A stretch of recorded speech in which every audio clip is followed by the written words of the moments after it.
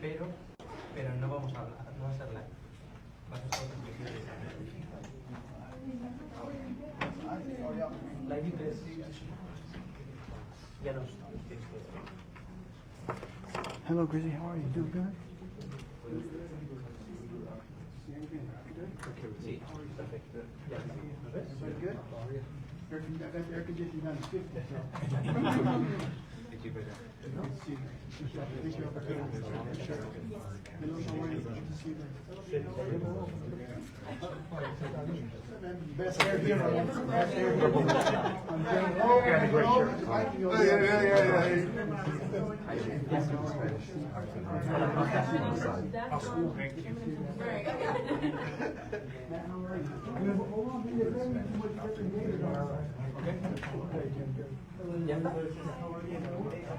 Listo, perfecto.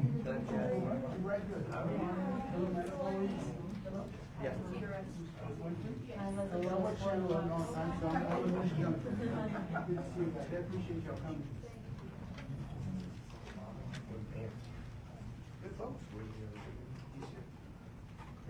Hey, Fran.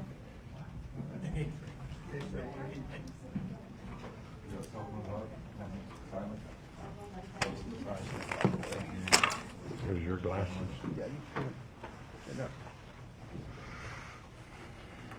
Good afternoon. First, I wish we were not having to have this press conference, but let me state, enough is enough of misinformation, wild speculation by either social media, elected officials, candidates, the media. We do not have any evidence that there is a serial killer loose in Houston, Texas. Let me say that again. There is no evidence that there is a serial killer loose on the streets of Houston. If there was, you would hear it from me first. This is being held to make certain that everyone knows we operate in my administration and HPD in total transparency. What we know and can release to you, you will know as soon as anyone. But at some point in time, we have to let HPD complete its work, give you the facts, look at individual cases. These 5 tragic drownings discovered over a 5-day period is alarming. One is too many. But if you allow HPD to identify the individuals, do their investigation, you will see why we have the best police department in the nation. Our dive team regularly assists other agencies. So I'm before you today to let you know that enough is enough of wild speculation. It's very frustrating to me to be at home and watch the news or social media and see people spread what I know to be false. And so today we brought the chief, captain of homicide, to inform you at what stage the investigations are. Now, I grew up in Houston. Unfortunately, drowning in our bayous is not a new phenomenon. It's an alarming discovery. We have 2,500 miles of bayous or waterways in Houston, Texas. We have homeless living underneath the bridge. What do you think when a homeless person dies from an illness, diabetes or cancer? What do you think his friends and associates do? They do not take him to a funeral home.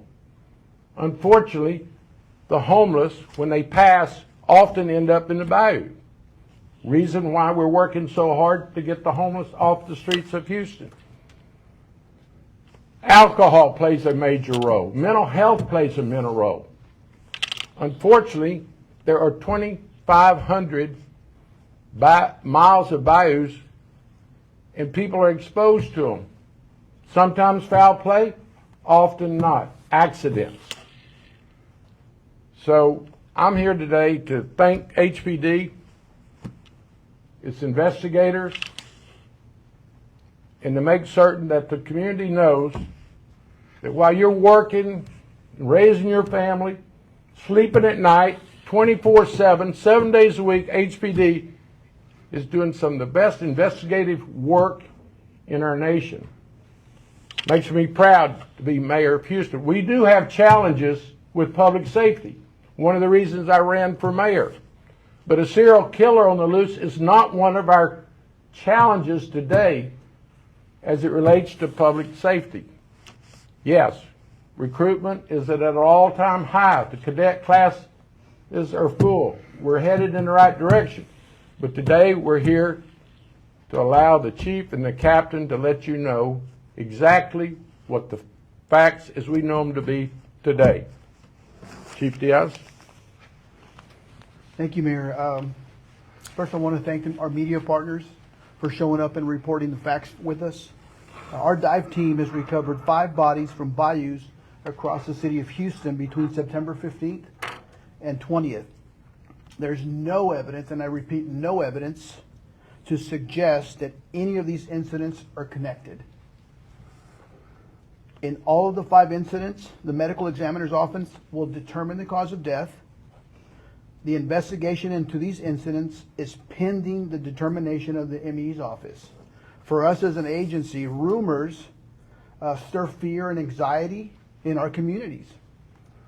It's important to rely on verified information and investigations. So I'm going to bring up Captain Zia. He's going to cover the 5 that happened in the last week so that you can have the facts as we have them at the moment. All this stuff is preliminary. Again, we're not doctors up here. The medical examiner will make the final decision on the causes of death. Captain Zia? Thank you, Chief. Good afternoon, everyone.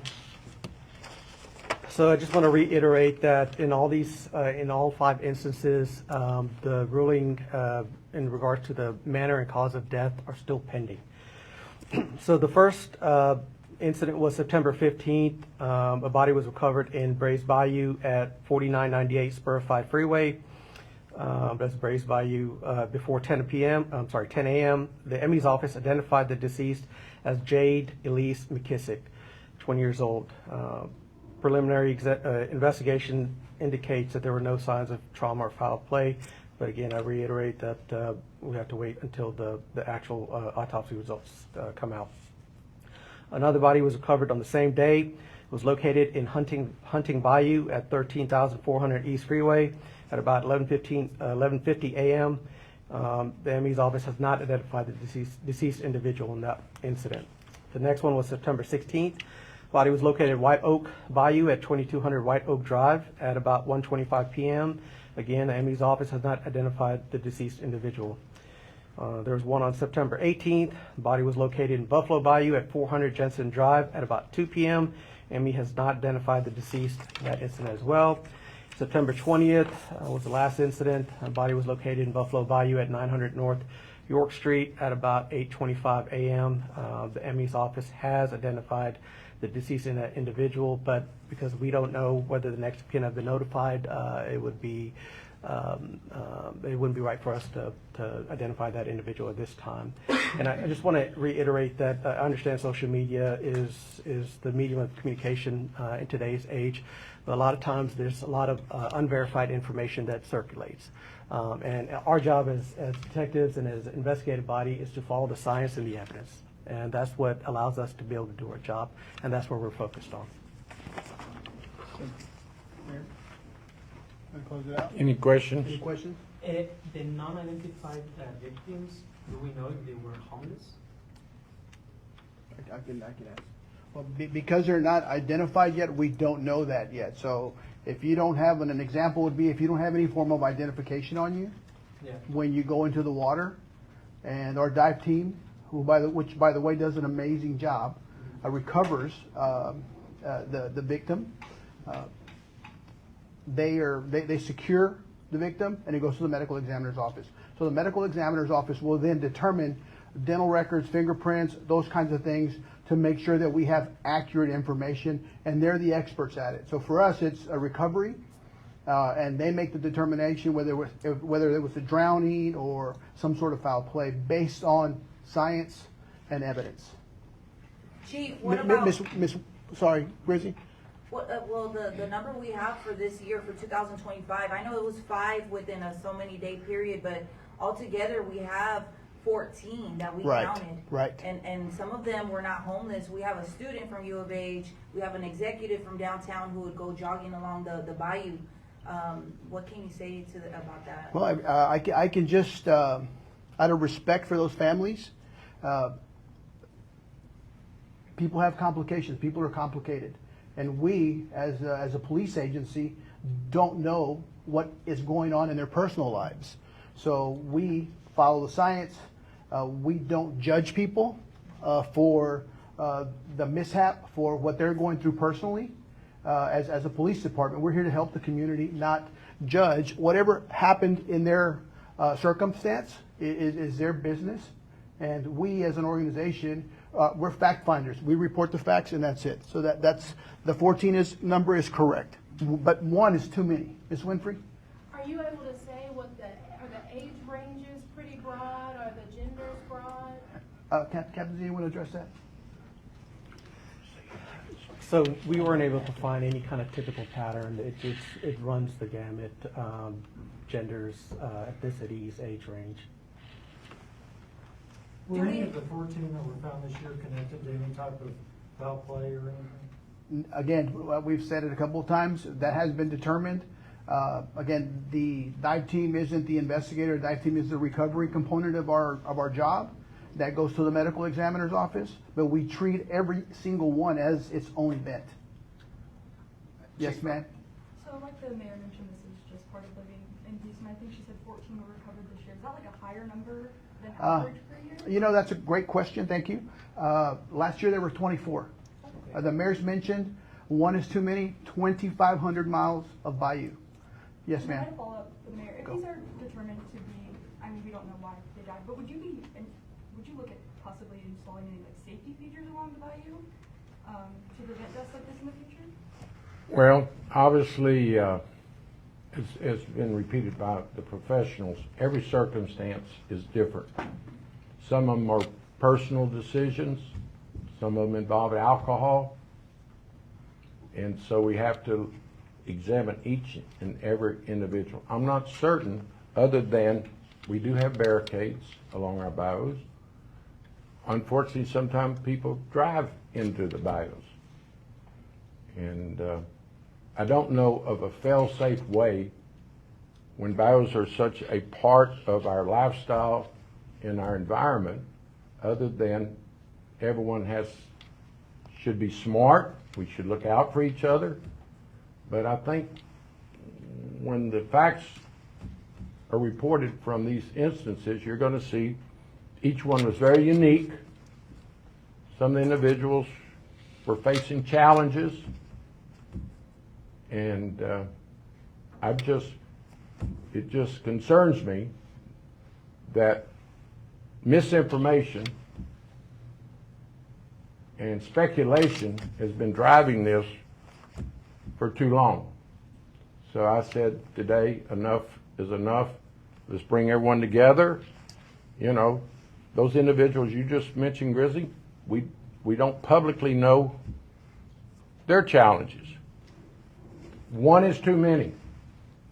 As a father of 2 grown daughters, the U of H loss is tragic, but so were the other individuals. But we're going to roll out at the appropriate time what their cell phones reveal, what their families reveal, and you'll see that in a city of 2.3 million people, it's very challenging some days for some of our residents. And certainly, no one was implying, Grizzly, that everyone on this tragic list was homeless. I simply pointed out for those that are concerned, the real world out there. I deal with encampments. Encampments, quite frankly, are along the bayous. It's where they bathe. Sometime with their friends they go under and don't come back up. And they end up on our list. We ought to do everything we can to get the homeless in a shelter. We're working as I talk to get the homeless in a shelter. But the time frame of these 5 tragedies did set off an alarm. I understand that. But I also understand that's why we've got HPD and the medical examiner and the media, quite frankly. I understand the media's got a job, but I do say enough's enough on speculation out of respect for the families and also for 2.3 million Houstonians and our region. We have challenges. We're meeting those challenges. But a serial killer loose in Houston is not one of our challenges today. And I would hope that you would spread that word. The losses are great. The U of H student, unfortunate, as are the adults. But I understand how some candidates and elected officials want to excite the voters in their districts, but this is not the time to play politics. The U of H campus is in no greater danger today than it was last month. They've got a good police department. I went to U of H. I understand its challenges of walking across campus in the evening. And we're doing everything we can. We're collaborating with U of H police, TSU police, all of our agencies. But like I said, we've got the finest professionals that you can find. People ask us for assistance on a routine basis. And so I'm just here to assure Houstonians we're on it. And these will be investigated and reported as soon as possible. Mayor, you spent a long time in Austin. They deal with their own serial killer theories and stuff like that up there. Now we're dealing with it. What do you think is behind these rumors? Why do they tend to take hold? Sensationalism, and I can't speak for the Austin circumstances. Think what you just said. They've got their serial killer, implying that we got one. I don't know the facts of Austin. I do know the Houston facts. And there is absolutely no evidence that would support that there's a serial killer. Austin, you know, I can't speak to it. For the chief or the captain, it sounds like a lot of the work that you guys have to do once these bodies are recovered depends on whatever the medical examiner's office finds. So are you aware of, one, any delays that are delaying the work that you guys are then able to do? Or can you speak to us about like the condition that these people are being found in that might make it more difficult to actually, I mean, since 3 of them are still unidentified from the last week? Yeah, so as far as the ME's office, we can't dictate how long it takes them to complete an autopsy. It's not a simple process. There's a lot of steps that have to be taken in it. So I'll defer that question to them in terms of how long, what their process looks like. Just because the ME is pending an investigation doesn't necessarily mean that the investigation stops. So there's still work that detectives can do while that ruling is coming forth. Interview witnesses, document what the scene looked like, try to recover surveillance footage, any digital evidence that we can find, and try to put as many pieces of the puzzle together while we're awaiting for that ME ruling. So the work doesn't stop, and I can tell you that from the moment that we get the call, our detectives are on the job, doing the best they can and working as hard as possible. So hopefully I answered your question. What can you guys say that'll stop people from talking about that? Just be responsible. Again, social media is here. It's not going away, right? Just get facts, find the reliable news source to make those kinds of determinations. Because someone that's not even in our community can post something, make it up with artificial intelligence, and make it seem like it's real. And then the data's not even in our city. It may be somewhere else. So just don't rely on something that you see on one of the social media apps that are spreading misinformation, because all it does is hurts our community. It stokes fear in our community, and we're here to make sure that the community feels safe, to know that this police department is doing an outstanding job. Every single event is treated with respect for the decedent, for the victims, notifying the family. It is a process for us. We owe it to the victim that we do our very best to make sure that we report the facts. That's all we are, is the fact finders, right? And if there is a crime related to it, then we'll do our very best with a remarkable homicide team, the best in the country, to make sure that we report the right information, because we have to prepare everything for charges, right? So it's just not, like I said, the work doesn't stop, right? So for us, it's important that the community knows, because we're grateful for the resources that the community gives us to do this job. And for us as an agency, we respect that and really identify with the care that the city gives this department. So we work collectively with the department, with the community, to make sure that the city is safe. And that's our number one priority. That's Mayor John Whitmire's number one priority, is public safety. So we're very grateful, and we're grateful for the hard work that the men and women do every single day. Is there a possibility of possible like trail cams or cameras or anything maybe in the future? Well, there's already some sort of footprint in different establishments, but the message should be, if you know, people shouldn't get into the waterways. They're dangerous. If it rains out west, an inch or two, the waterway, it's incredible. Because I see people, because I actually ride my bicycle on the trails, and I see people on kayaks.